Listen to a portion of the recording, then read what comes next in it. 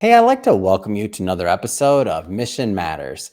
My name is Adam Torres, and if you'd like to apply to be a guest on the show, just head on over to missionmatters.com and click on Be Our Guest to apply.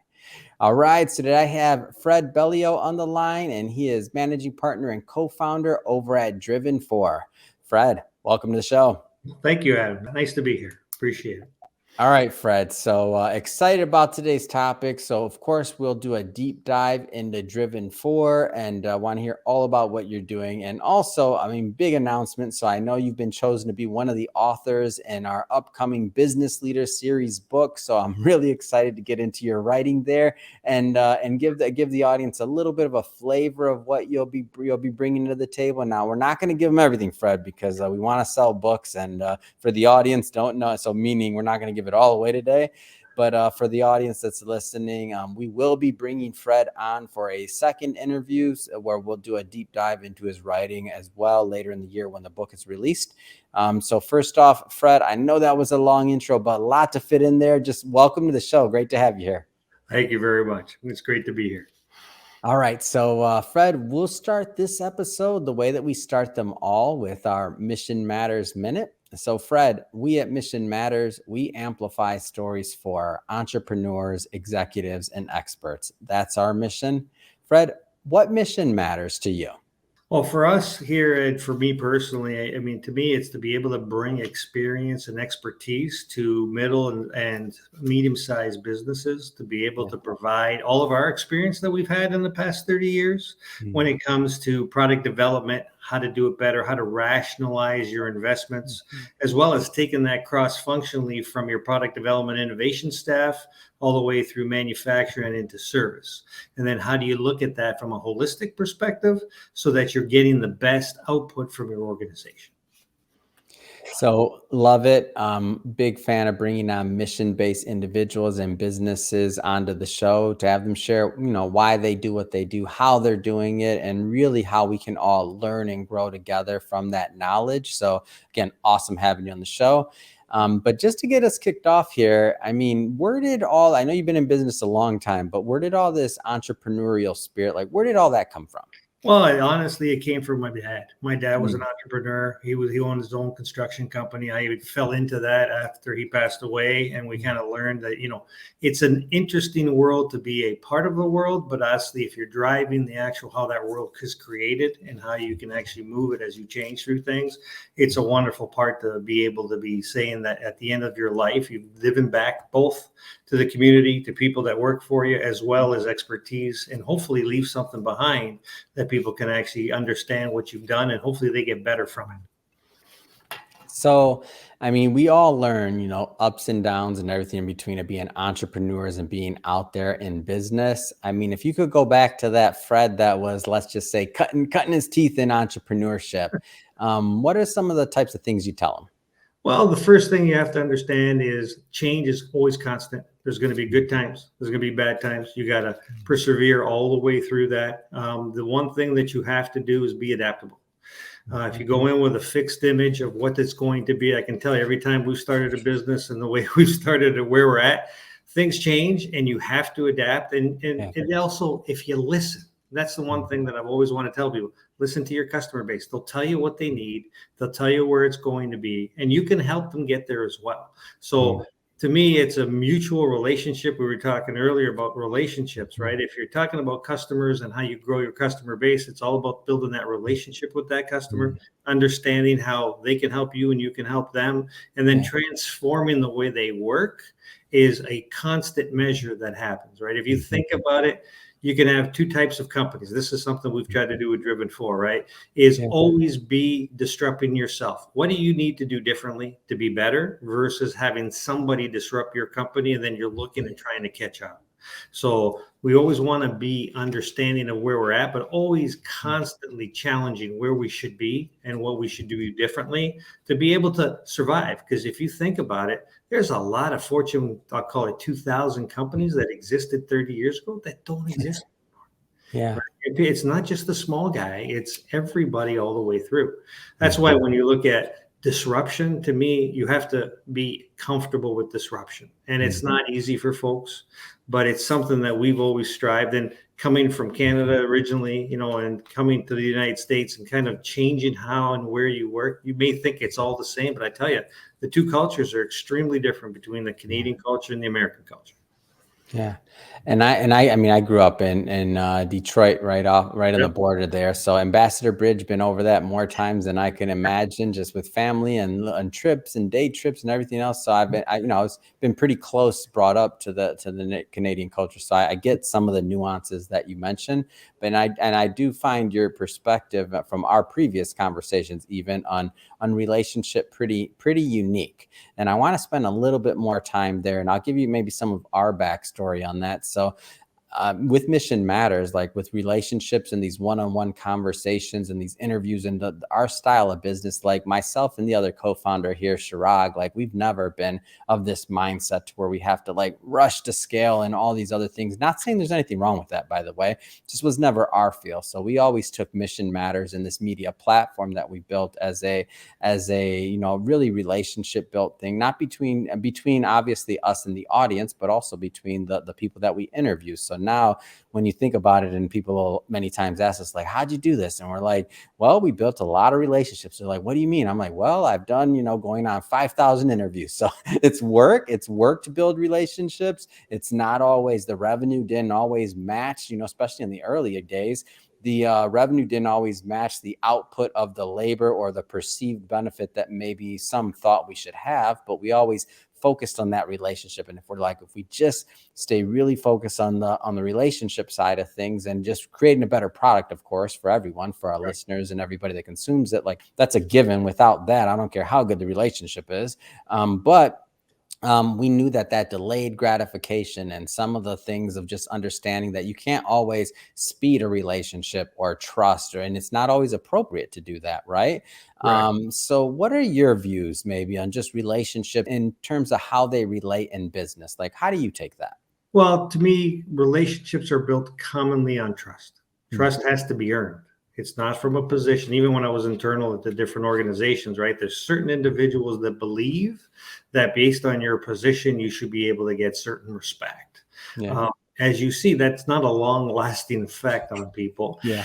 What you have to really concentrate on is really earning their respect. And then it's always has to be two ways, right? So we always have to be able to understand the value of the individual that you're working with or the organization you're working with, as well as they need to understand yours. And to me, that's where the basis of the foundation of relationship is. For example, our customers today, we have customers, we've been in business for 5 years now. They've been with us 5 years and we continuously grow, but they just keep coming back. And because we believe is that relationship, the trust, the value that you provide allows you to create that secondary sustainable kind of revenue as well as growth, because we learn just as much as they do sometimes on some of the things that we're going through as well. I said it many times and I'll repeat it again. Might have already said in this interview, all our best ideas come from our relationships of people that we've either interviewed or are our clients, because they're good. I mean, all the sets of eyes that are on us, like they just come up with better long-term ideas. So I'm in. Keep the ideas coming in if you're watching this and we're listening. Just know that. So The take me to perspectives. Oh, sorry. Go ahead. no, you please. No, the perspectives that come with those ideas is something that you really have to rationalize, right? Mm-hmm. To me, it's, hey, everybody's got a different perspective. Understanding where it came from, understanding the value that comes from is extremely important. And first, respect, as well as the foundation of understanding. Yeah. And the fact that somebody cares enough to give you that feedback or that idea, like I never take that for granted. I'm still shocked and I'm very appreciative and grateful that people listen and care, like that's not to be taken for granted. Right. I agree. So I want to shift focus here slightly. Sure. So driven for. So you've told us a little bit about the company. Like, let's go further. So just directly tell us more about the company, please. Yeah, so we founded 5 years ago, just almost to the day, about 5 years in a month. Our whole concept was really, we have a set of folks we've worked with together for some almost 22 years. We all have the same upbringing, I call it, the experience and the expertise. And we also see the value that we want to provide organizations from our experience, good and bad, because sometimes you do have some failures, and you can teach that as well. But we really concentrate on, three aspects from an organization. It's really around, hey, how do you invest in your product offering, be it a service or a product? How do you understand where to invest in? How do you actually evaluate the criteria and those ideas to make sure you pick the right ones? How do you then assess that you've done the right thing in selection as you've gone through the years and you've got your return? Plus, how do you get that now and put that into your organization so you can execute? So all the, I call it holistic view of, how do I run an enterprise from start to finish, from innovation through product development, through manufacturing? And we believe, based on our experience of where the industries are going, and it could be different industries at different times come to different points, but we believe at the end of the day, it's a connected product strategy or service that's going to be here long-term, that's going to sustain. And we focus on those aspects. We focus on strategically what you should be thinking about, the internal capabilities that your organization has to have to be successful, then the implementation of those processes that are cross-functional as well as functional, ensuring you've got metrics so that you don't have competing initiatives, or I call it, we've always said in the past, and I agree with it today, tell me how a person is paid and I'll tell you how they act, right? So we have to make sure that those metrics are aligned on how and what they're expected to achieve, and then kind of flow that product. If you think about it, if you're a product organization, the same language that everybody uses is the product, right? We sell the product, we build the product, we service the product. How do I get that information, that cross understanding that there's a consistent message, consistent delivery, and then how do we kind of wrap that into, in today's world, because when I started quite a few years ago, connectivity was not something that was existing, right? You always had paper, you always had those things. Nowadays is, how do we connect the information to the actual people and integrate it within the process so that we can drive a throughput at speed and quality that you couldn't achieve before, as well as driving better products. So one of the concepts that we kind of push a lot is to be able to understand your customer. If you ask OEMs today, anybody that produces a product, or when, do you know your customer? Most of them will tell you yes, right? Yeah. But ask them where the relationship starts, because most of them have a dealer network or a retail piece that they're not even part of. And where do they get their first communication to their customers? When somebody complains, right? Now, do you really want to start your conversation or relationship with somebody that knows you only by, hey, you gave me something that's not working properly? No. Right? And that's what's happening, right? So that whole connectivity thing actually changes that relationship, and companies just aren't ready for it. So we kind of nurture them to the understanding of things that you have to be able to do to be able to execute those things. So we do strategy work, we do implementation work, and then some of our customers, they really don't want to maintain the actual applications and systems. So we actually offer a service called application managed services. So we actually take their service for them and we'll support them. So we do, I call it end-to-end suite, as from a product development focus, as well as making sure that you integrate the people side of it as well as the process side. Those are key aspects for us. So, Fred, any particular industries that you work with versus others? I know you mentioned mid-size or middle market businesses in general for size, but any industries like specific? Yeah, so it was kind of interesting. So when we started, that was our goal, small, mid-sized businesses. Now we work with multi-billion-dollar companies, because guess what? It's irrespective to the industry, it's irrespective to the size. The challenges and the opportunities and the problems are very consistent. So we have people that do aerospace, we do people that do space, we do people that consumer products, industrial products, home automation. I mean, you name it, we kind of do it. Our focus of our customer base is really centered around, I either design something, I build something, or I service and manufacture something. Right? So if you think about it from an industry perspective, it's really cross-industry. And our customer base will tell you that. We're all over the place, and it's wonderful for us because we can bring those industry perspectives, different industry perspectives. Because if you think about how evolution happens, typically from a how technology gets implemented in the globe today is typically space, aerospace first, then it kind of works its way down to automotive. Then from automotive, it works its way down to consumer products. And if we can bring a consumer product company something that we've learned from aerospace or from automotive, it's a huge advantage. Mm-hmm. And so, I guess taking that a step further, like what is and I know this is going to be different, by the way, for every company and different size, and they have different challenges. But like, when does somebody normally come to your doorstep? Like, what are the site? But begin, I'll tell you why I asked this question, because Sure. at the end of this, I'm going to obviously give you the opportunity to leave, a website, contact information, say connect on LinkedIn, whatever you want. But as a business owner myself, I'll pick on myself here. Like, you don't always know what you don't know, right? Mhm. Like, as the saying goes, like, you don't Right. always know when you need something. Like, what kind of problems, like, how do people normally hit your doorstep? Yeah, so I'd say was probably in 5 or 6 different areas, and it's kind of funny that you asked the question. Yeah. Most of our companies come in and say, "Hey, we're investing money in our product, but I can't get the throughput based on the investment and the timing I Mm, expected to get it to market." So that's mm, usually the first one. Second one is typically, "Hey, I want to manufacture in North America. We send a lot of this stuff to Asia. Now we want to make sure we're bringing it back to North America. How do I get myself ready and mm, capable to compete globally? Because Asian markets have a cost, called differentiation or improvement. How do I compete? That's the second mm, one. Third one is, hey, I hear myself kind of saying, I break a product today and I know I need to get myself into different avenues, be it different ecosystems, like the mm. home, like the car, like the person. Or I have to I have to figure out how I'm changing the game, because we always like to keep the customer centric Mhm, approach in mind. So, what do I need to do to make that interaction different? mhm, So, it all comes from different avenues, mhm. because we can start somewhere in the organization, be it service, be it manufacturing, be Mhm. it product development. And then what we try to Yeah. enhance is the ability that goes from, if you're looking at things from a siloed approach, you're never going to get the benefit Mhm. of the investment. So we may start in different tracks, but we Mm, all end up with that holistic kind of approach on how do I get the benefit throughout the mhm. organization so it Yeah. impacts my customer.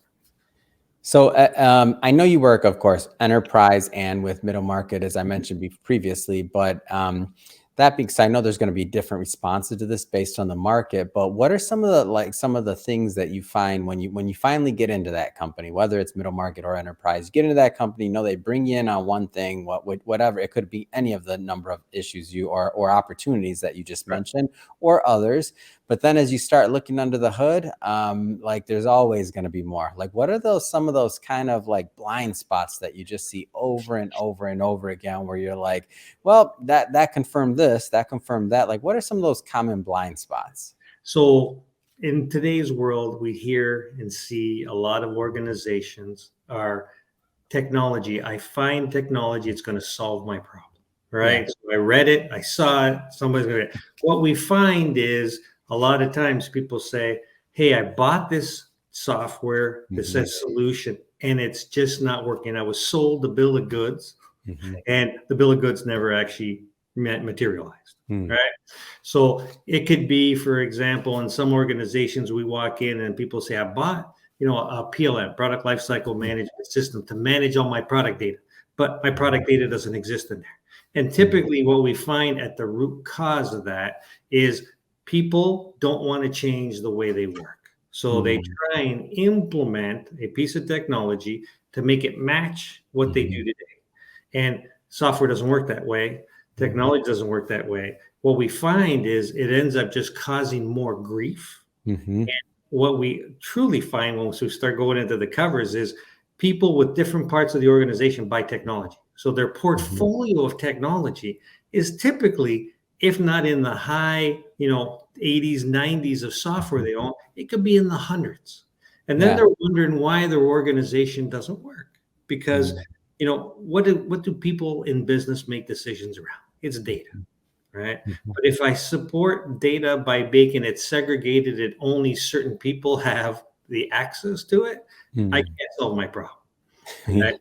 So a lot of the challenge just comes in on, hey, we bought this thing, it's not working for us properly, or it's, hey, I need to be able to integrate holistically my data. We go back to the data management kind of support on how and what you're doing. What are a dictionary of data? May sound silly, but does the data mean the same thing to everybody on how it's actually? And you'll find it's not. Right. And sometimes people take it, they massage and they call it the same, but it's not. Right. And then they're making decisions and they wonder why the decisions don't add up at the end of the day. Right? And you're saying, as you say this, I'm thinking to myself, I'm like, yep, we've made that mistake. I probably made that mistake. And wait a minute, I don't want to make that one. We've made that mistake through my career too. Don't get me wrong.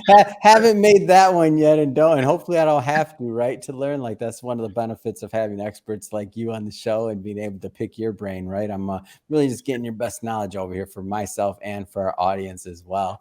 So I know when you were going through that, and I was kind of going through in my head some of the mistakes or some of the things that, challenges we've had or I've had. I know others that are listening to this or watching this will be doing the same as well.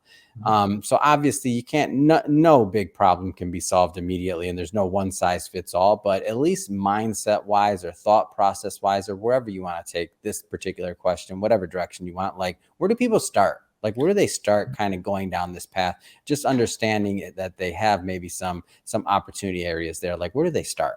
So I'm going to step back one step even before. It's the mind frame on how to frame the problem. Okay. And it's part of the book piece that I've actually put together on the writing side. So when you think about it, people frame problems sometimes in a very, I'll call it siloed view of how they look at it. Yeah. We'll look at it. Hey, I got a technology problem. I got a people problem, or I don't know how things are working problem, process problem. We suggest to take a step back and understand first, what is your main goal as a company of what you're trying to deliver? Then assess that against your marketplace competitors to understand, hey, do I have a shot here to be successful? Or am I missing the boat, right? Yeah. Second piece to that is then take a look at, and this is where we see a lot of people don't take the time to do. Biggest asset in an organization comes from two things: your people and your products. And you think about it, if you want to get better at things, who should you ask? Yeah. Guess what? You shouldn't ask the guys outside coming for me, because the first thing I'm going to do is I'm going to go talk to all your people. Yeah. So ask your people. Right? Because they'll tell you what's going on if you listen to them, right?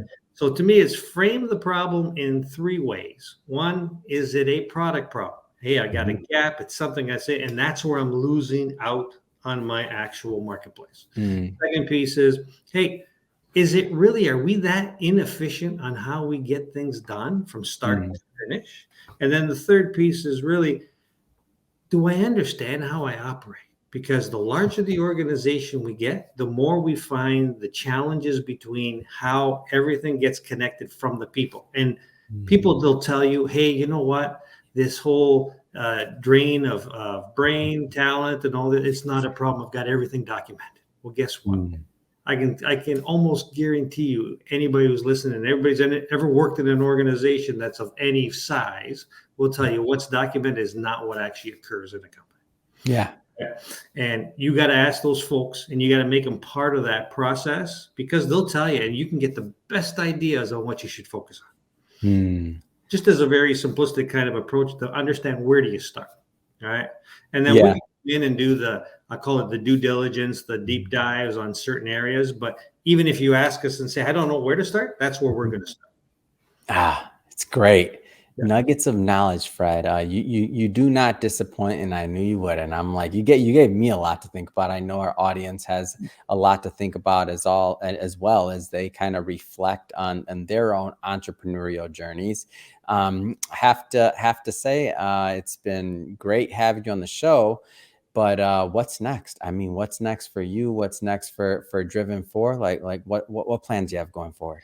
Yeah, so at Driven 4, I mean, like I said, we've concentrated, we've built our portfolio here in the last 5 years. For us, really, it's now about rationalizing where next, right? What area do we want to concentrate? There are so many areas that we want to get into. So for us, we've actually ventured into that whole portfolio world, managing portfolios for companies, making business decisions. That's great for us. I think the next piece will really expand it into that service arena, because at the end of the day, if you want to impact how a customer actually sees you, it's really that interaction after they have a challenge that they have to work with you on the service side. So we're going to challenge ourselves to grow a little bit further on the front end, on the portfolio side, which we've started already. And then we're going to challenge ourselves as well on the backside, on the service side, so that we can strengthen our position in the market. It's awesome. If somebody's watching this and they want to learn more about Driven For or to connect with you and your team, what's the best way for them to do that? Yeah, the easiest thing to do, and I'll give you my email address because it's really simple. It's fred@driven-4.com. Reach out. We'll be glad to have the conversation with you. Just kind of give you some tips and bits and see if there's anything we can help you with. Oh, that's awesome. And for everybody watching this, we'll put all that information in the show notes so that you have it on hand and can connect with Fred and his team.